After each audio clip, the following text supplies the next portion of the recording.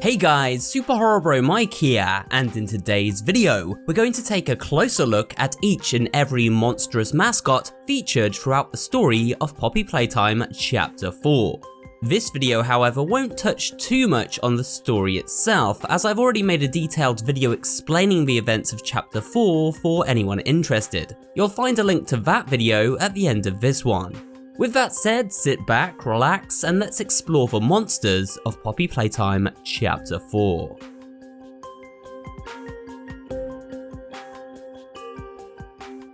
At the centre of all the terrifying madness that occurred within Playtime Co. is an ominous scientist by the name of Harley Sawyer, aka the Doctor. Harley Sawyer was originally hired by Elliot Ludwig after being accepted as part of the Young Genius program. A program that gave those with brilliant minds the opportunity to flex their creative energy, creating groundbreaking toys within Playtime Co.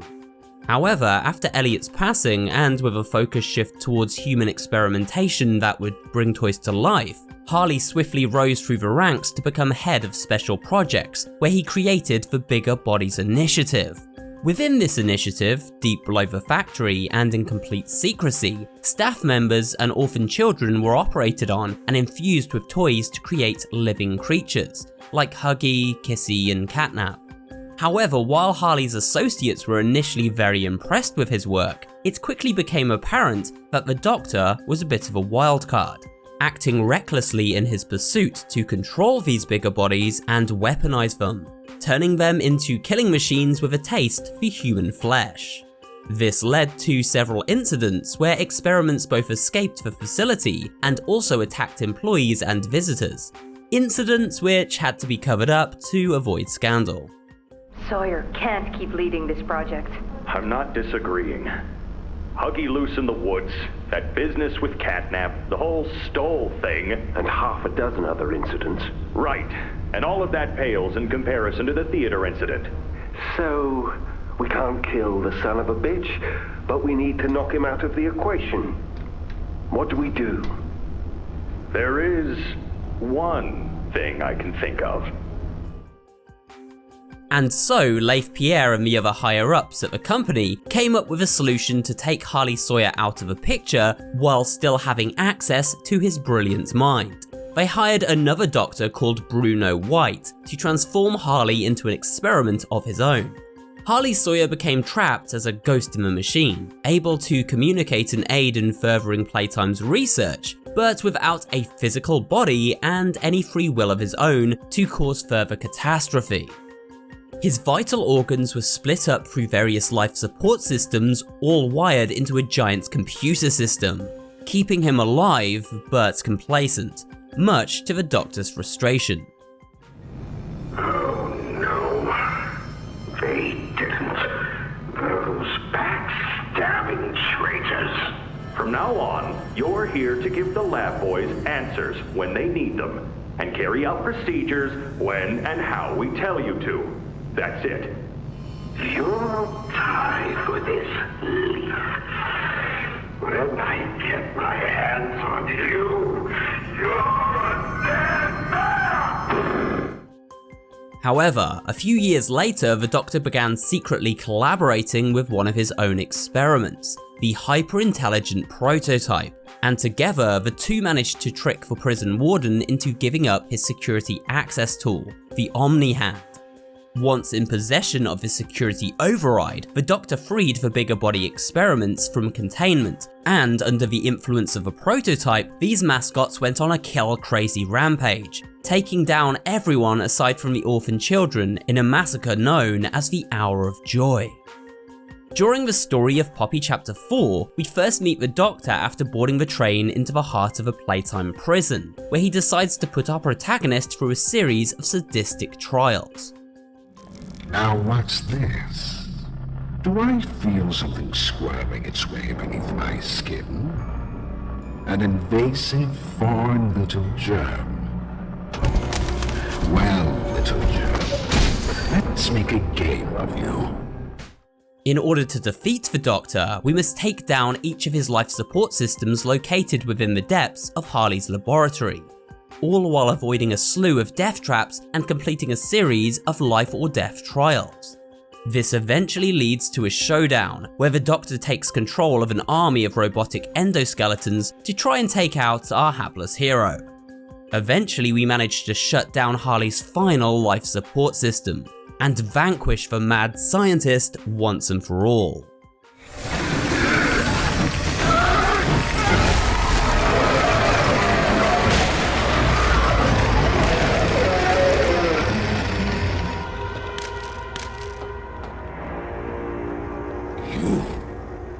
Saved.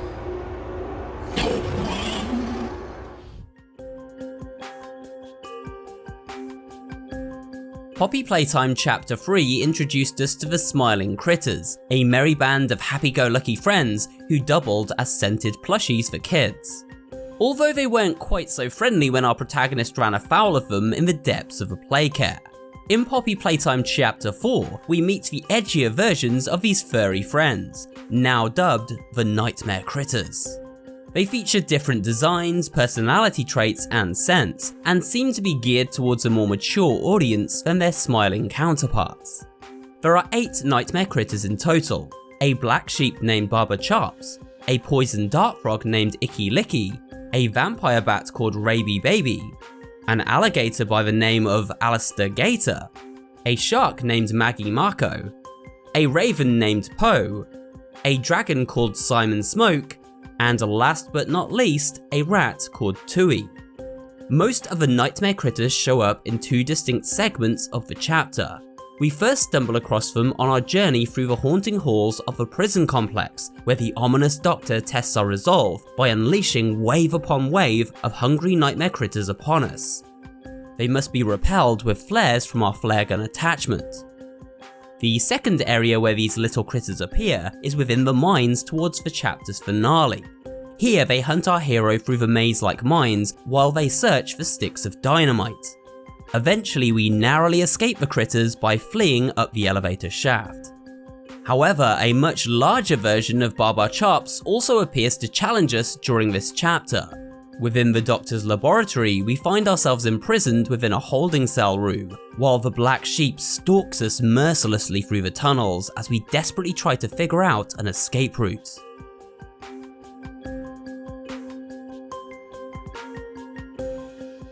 Yarnaby was another bigger body experiment born from the mind of a diabolical Doctor. Originally labelled Experiment 1166 and inhabited by orphan Quinn Navidson, who was prone to violence as a child due to his tendency to rip the heads off toys, Yarnaby became a pet project of the Doctor, aka Harley Sawyer. Before we get too far into the lore of this creature, let's check out some audio logs from Yarnaby as heard from interacting with his cutout. The name's Yarnaby.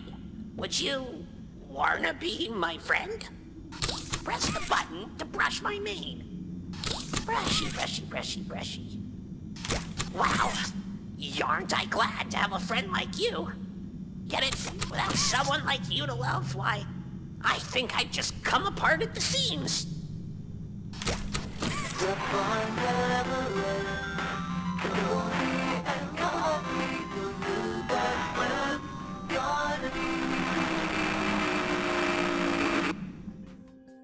Yarnaby's design is based on that of a lion and is derived from the Playtime Co. toy of the same name, first released in the 1970s. Originally, Yarnaby was both docile and playful, as well as growing incredibly loyal towards certain members of the Playtime staff that he favoured. Seeing this loyalty, Harley Sawyer isolated Yarnaby and began building a bond with him, training the experiment up as his personal bodyguard and moulding him into a more hostile and dangerous creation. Now Yarnaby follows the Doctor's every command and fiercely protects his master when threatened. We can see just how ferocious Yarnaby grew under Harley's oversight from our very first encounter with this feral beast. Oh, Yarnaby.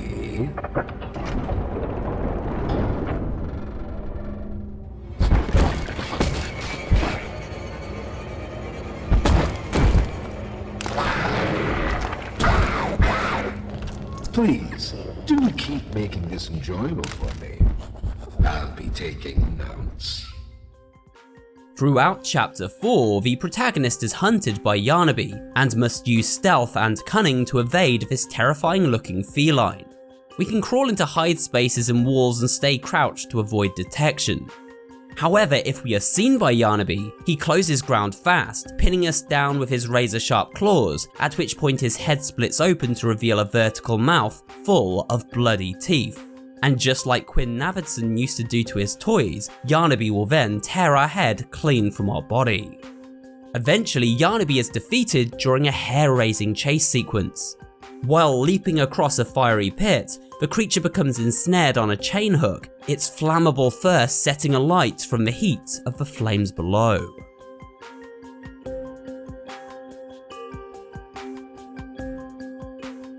Pianosaurus is a very peculiar looking living toy. Part dinosaur, part piano, this musical toy hybrid doesn't get much time to shine during the events of Poppy Playtime Chapter 4. We discover Pianosaurus after falling into this observation room within the Playtime prison, at which point the dino turns and charges towards the player ferociously. But, as it does, stretchy hands emerge from the darkness and snatch the reptilian foe away, dragging it into the shadows. More on who this mysterious savior is very soon. But first, let's take a look at the additional information we have on Pianosaurus, gathered from a note found earlier in the chapter. Pianosaurus was created from an orphan child at Playcare, who was bright, joyful, and a bundle of laughter. However, little of this child's persona remained in the creation of this bigger body experiment. Instead, Pianosaurus was referred to as an invalid experiment that lacked both size and power, and therefore was regarded as a failure and abandoned by Harley Sawyer and the other scientists who created it. However, despite all odds, this pint-sized dino managed to survive for 15 years since the Hour of Joy occurred. Well, until now that is. We also come across this cutout of Pianosaurus, which reveals the following lines and song. Take a listen.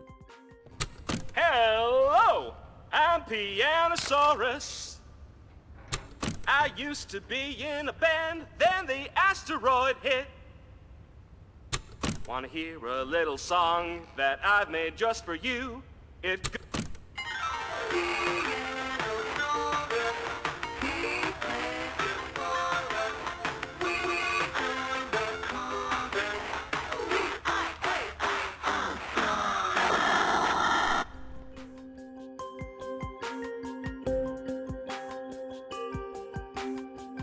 Doey the Doughman was originally a putty-like substance sold by Playtime Co. that proved so popular he even received his own toy line, including an action figure.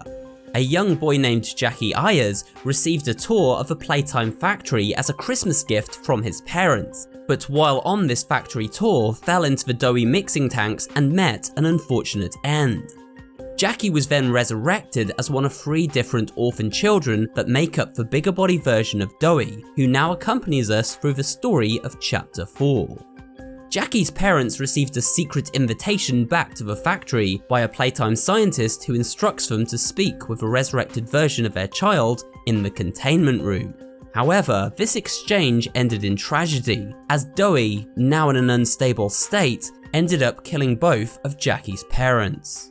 Hey, you'll be okay, I promise. Mommy's only here to talk. No, I don't want to talk.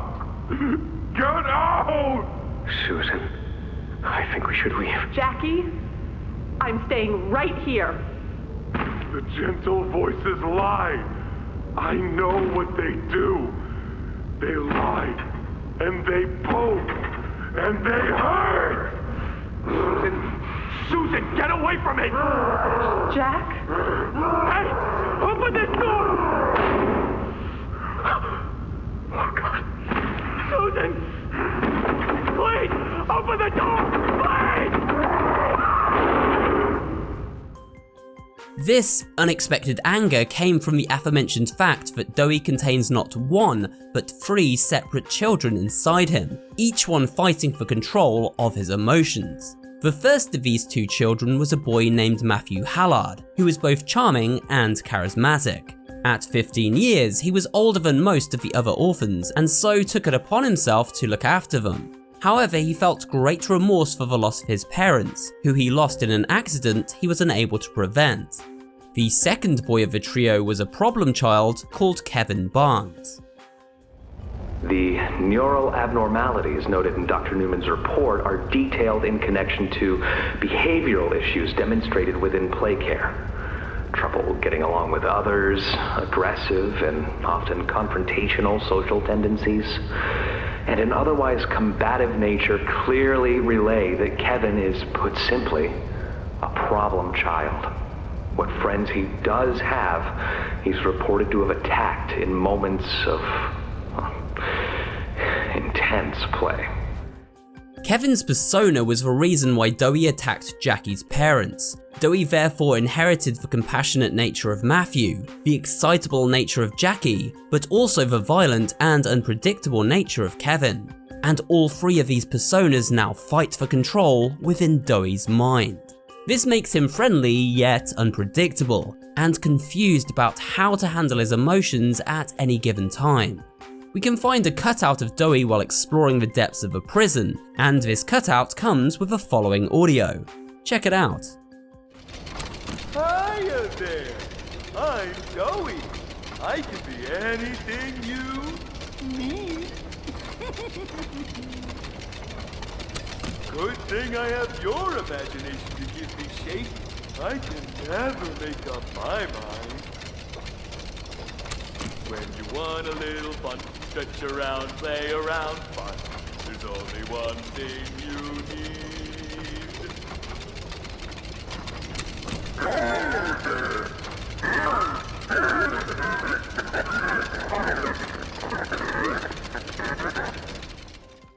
In the story of Poppy Chapter 4, Doey first shows up to save our protagonist from Pianosaurus, and after doing so begins guiding us through the Playtime Co. prison, leading us to a place called the Safe Haven, which he built to protect the toys of the facility with Poppy and Ollie.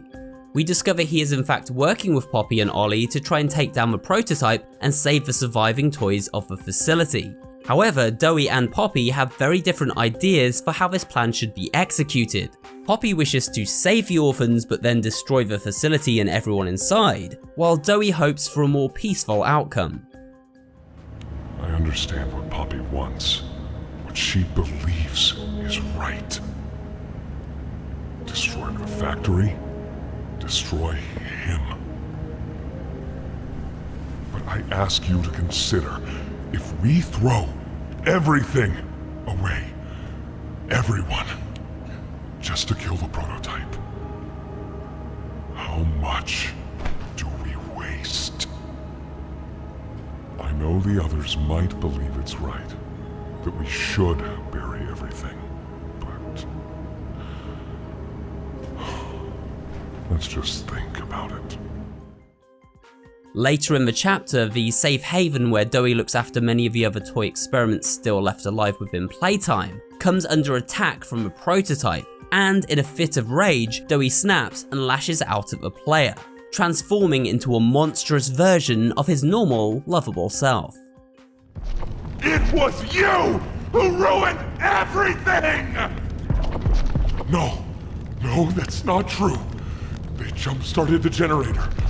They destroyed everything! I'll kill you!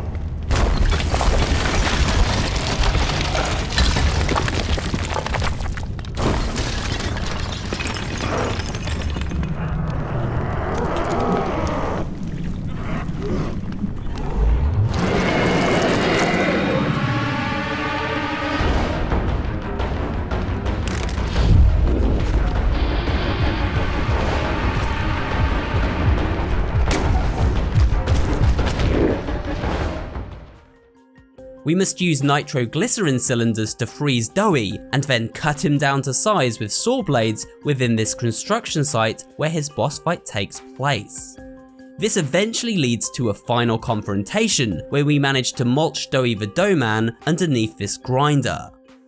Can't trust anyone!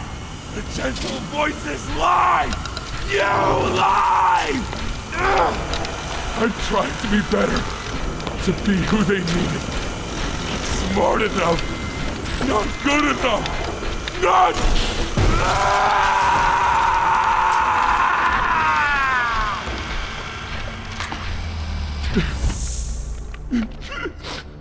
I'm sorry. I'm sorry. Doey is therefore a tragic character who just wanted to do what was right for his toy friends. However, the conflicting personality of the 3 children trapped inside him makes him often act irrationally. For the past few months, the fighting's been bad. Real bad. I've, seen a lot of stuff I probably shouldn't. It's been hard to keep my head straight. The others, they look to me to know what to do, to know where to go.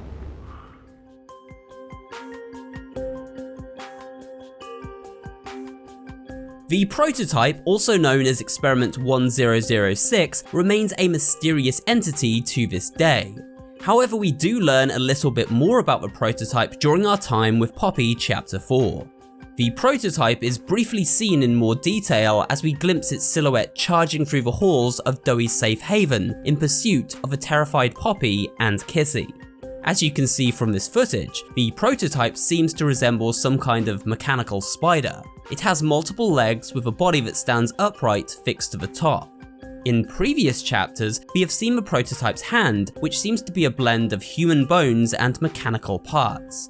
So it seems likely when we get to finally take a proper look at this creepy specimen, it will be a human-robot hybrid, and may also contain elements of previously slain toys like Mommy Longlegs and Catnap.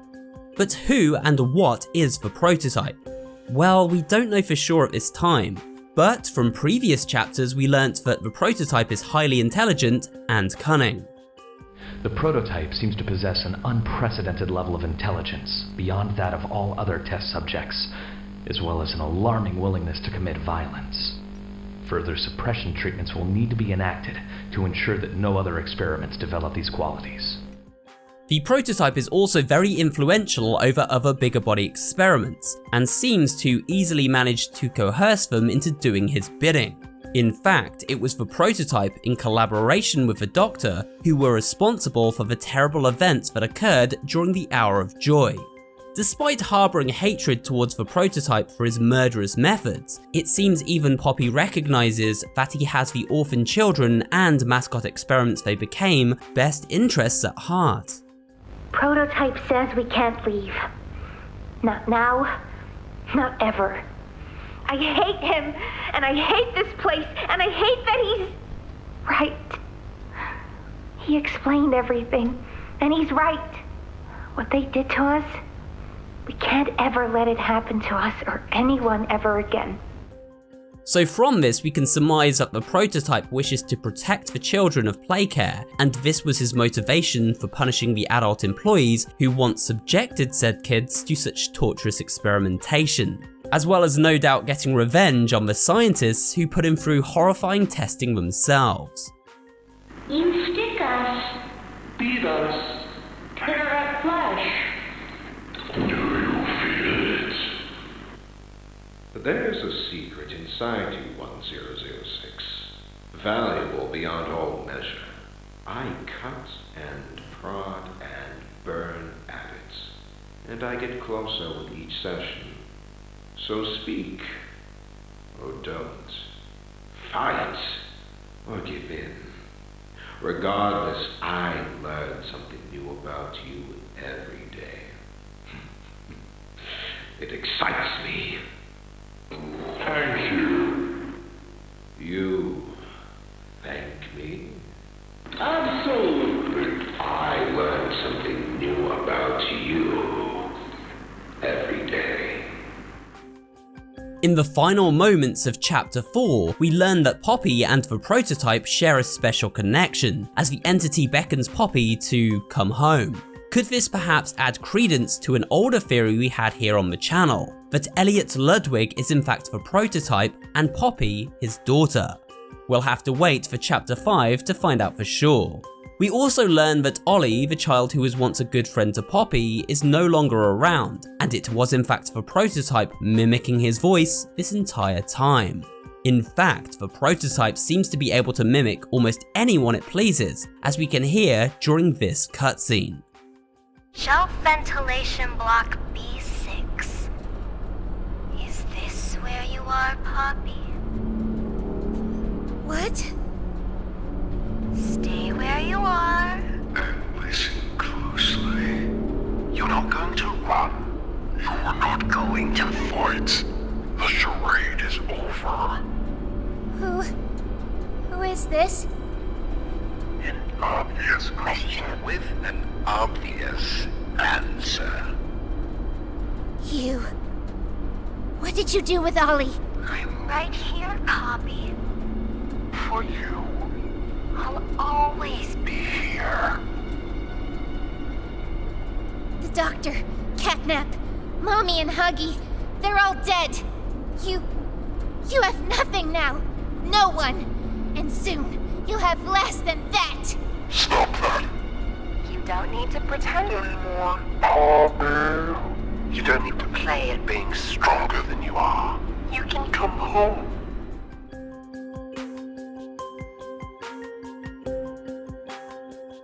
Huggy Wuggy is the most iconic of all characters to have graced Poppy Playtime thus far. Originally created in 1984 by Elliot Ludwig, Huggy became the mascot poster child for Playtime Co. Later, in the year 1990, he was used as one of the first mascots as part of Harley Sawyer's Bigger Body initiative. This living version of Huggy was initially docile, but became hostile once under the influence of the Prototype. He can be seen escaping the facility in June of 1992, where he went on a killing spree, taking out several Playtime employees on his rampage before being retrieved and recontained. Later, during the Hour of Joy, which occurred at the Playtime on August 8, 1995, Huggy led the charge with many other mascots and went on a kill-crazed rampage, taking out most of the employees at the facility. Also known as Experiment 1170, Huggy originally showed up in Poppy Playtime Chapter 1 as the chapter's main antagonist, stalking players through the toy factory before finally emerging to give chase through a vent system during the final moments. We were able to defeat Huggy by using the grab pack to drop a cargo container onto a walkway, plunging the blue menace into the depths of the factory, where it seemed he had met his demise. Until Chapter 4 we saw no further signs of Huggy save for a suspicious blood trail in Chapter 2, which contained that all too familiar blue fur. We did however encounter mini Huggies, and these return once more, albeit briefly, in Chapter 4's opening moments, as we attempt to enter the Playtime prison. At the very end of Chapter 4 we witness a shocking revelation. Huggy Wuggy survived the fall. He now exists in a horrifying mangled state, and as you can see from this footage, his face is split open, legions running down his body, and his arm hanging by a thread. Huggy bangs furiously on the door to the room we find ourselves trapped inside, desperate for revenge and thirsting for blood. But we'll have to wait until Poppy Chapter 5 to see how Huggy will be incorporated into the final leg of our adventure through this nightmarish toy factory. And with that, we come to the end of this video and a look at the monsters of Poppy Playtime Chapter 4 explained. I hope you enjoyed this video and found it both entertaining and informative. If you did, remember to leave a like, comment down below, and of course subscribe for more horror related content. Thanks for watching, and I will see you on the next video.